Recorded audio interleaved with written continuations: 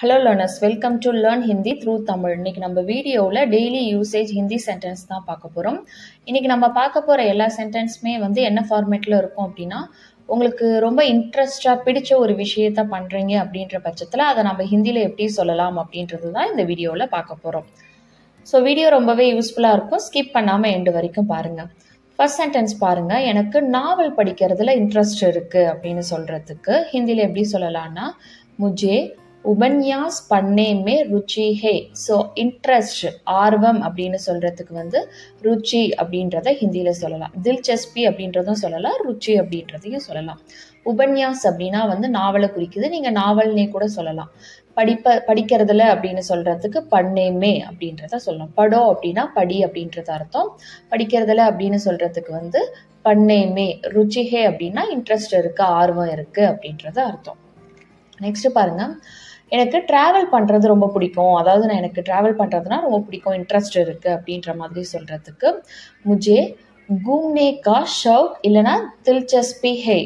So ஷவுக் அப்படின்னு சொல்லலாம், இல்லை தில்ஜஸ்பி அப்படின்றது சொல்லலாம். ஷவுக் அப்படின்றது முக்கியமாக எப்போ சொல்லுவாங்க அப்படின்னா, ரொம்ப ஒரு விஷயத்தில் ஃபாண்ட், இங்கிலீஷில் ஃபாண்ட் ஆஃப்னு சொல்லுவாங்கல்ல, ரொம்ப ஈகராக இருக்கிறது.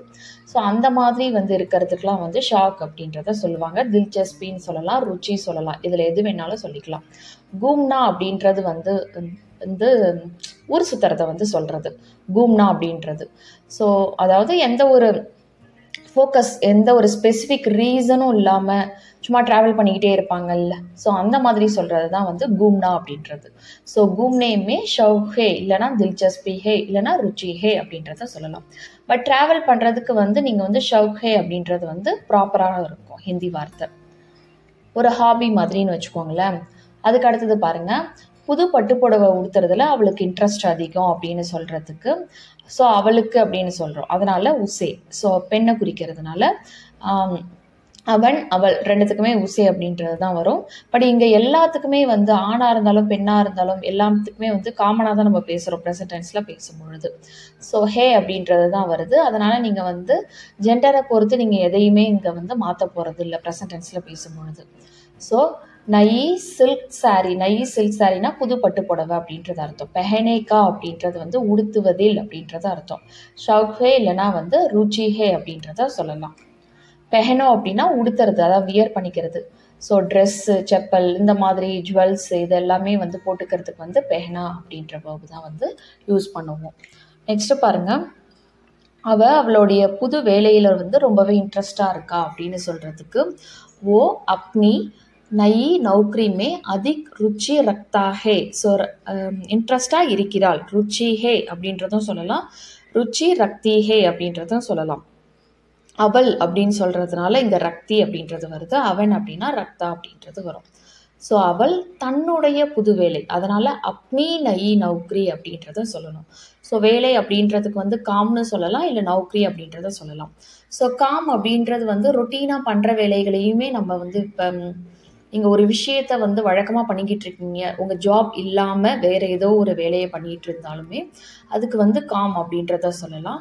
நௌக்ரி அப்படின்றது ஜாபை குறிக்குது, காம் அப்படின்றது ஒர்க்கை குறிக்குது. ஸோ ரெண்டுத்துக்கும் லைட்டாக ஒரு டிஃப்ரென்ஸ் இருக்குல்ல, வேலை பணி ரெண்டுத்துக்கும் டிஃப்ரென்ஸ் இருக்குல்ல, அந்த மாதிரி தான் இது ஹிந்திலையும். ஓ அப்னி நயி நௌக்ரி மே அதிக் ருச்சி ரக்தி ஹே. நெக்ஸ்ட் பாருங்க, அவருக்கு வீட்டை சுத்தமாக வச்சுக்கிறதுல ஆர்வம் அதிகம் அப்படின்னு சொல்கிறதுக்கு ஆர்வம் இருக்கிறவர். அதாவது ஒரு சிலர் வீட்டை ரொம்ப நீட்டாக க்ளீனாக மெயின்டைன் பண்ணுவாங்க, அது அவங்களோட பர்சனல் இன்ட்ரெஸ்ட்னால அப்படி மெயின்டைன் பண்ணுவாங்க. ஸோ அதை நம்ம ஹிந்தியில் எப்படி சொல்லலாம் அப்படின்னா, உசே கர்கோ சாஃப் சுத்ரா பனாயே ரக்னே மே ருச்சி ஹோதா ஹே. ஸோ உசே அப்படின்னா அவர், கர்கோ சாஃப் சுத்ரா அப்படின்றது சுத்தம் சுகாதாரம், சாஃப் சுத்ரா அப்படின்றது சுத்தபத்தமா அப்படின்னு நம்ம சொல்கிறோம்ல தமிழில், சுத்தபத்தமா, அந்த மாதிரி தான் ஹிந்தியில் சாஃப் சுத்ரா அப்படின்றது வருது. பனாயே ரக்னா அப்படின்னா சுத்தம் செய்து வைத்துக்கொள்வதில் அப்படின்றது அர்த்தம். சாஃப் பனாவோ அப்படின்னா சுத்தம் பண்ணு அப்படின்றது அர்த்தம். சாஃப் கரோ அப்படின்றதும் சொல்லலாம். ஸோ ரக்னா அப்படின்றது வச்சுக்கிறது. ஸோ ரக்னேமே ருச்சி ஹோதா ஹே. நெக்ஸ்ட் பாருங்க, அவளுக்கு சமையல்ல ஆர்வம் இல்லை அப்படின்னு சொல்றதுக்கு உசே கானா பனானாமே பில்குல் பி தில்ஜஸ்பி நஹி ஹே. ஸோ அவளுக்கு அப்படின்னு சொல்லும் பொழுது உசே, கானா பனானாமே அப்படின்னா வந்து உணவு சமைப்பதில், கானா பனாவோ அப்படின்னா வந்து உணவு சமை அப்படின்றத அர்த்தம். இங்கே கானா கரோ அப்படின்றத சொல்லக்கூடாது, இங்கே பனாவோ அப்படின்ற verb தான் யூஸ் பண்ணணும் செய் அப்படின்னு சொல்கிறதுக்கு. ஸோ செய்யறதில்ல அப்படின்னு சொல்கிறதுக்கு கானா பனானாமே. பில்குல் பி அப்படின்னா கொஞ்சம் கூட அப்படின்றது அர்த்தம். தில்சஸ்பி நஹிஹே அப்படின்னா ஆர்வம் இல்லை, இல்லைன்னா ருச்சி நஹிஹே அப்படின்றத கூட சொல்லலாம். அடுத்தது பாருங்க, என்னோட சன்னுக்கு வந்து விளையாட்டில் ஆர்வம் இல்லை அப்படின்னு சொல்கிறதுக்கு மேரே பேட்டாக்கோ கேலோன்மே பில்குல் பி தில்ஜஸ்பி நஹிஹே. ஸோ மேரா பேட்டாக்கோ அப்படின்னா வந்து என்னுடைய மகனுக்கு அப்படின்றது அர்த்தம். கேலோன்மே அப்படின்னா விளையாட்டில் அப்படின்றது அர்த்தம். பில்குல் பி தில்ஜஸ்பி நஹிஹே கொஞ்சம் கூட இன்ட்ரெஸ்ட் இல்லை.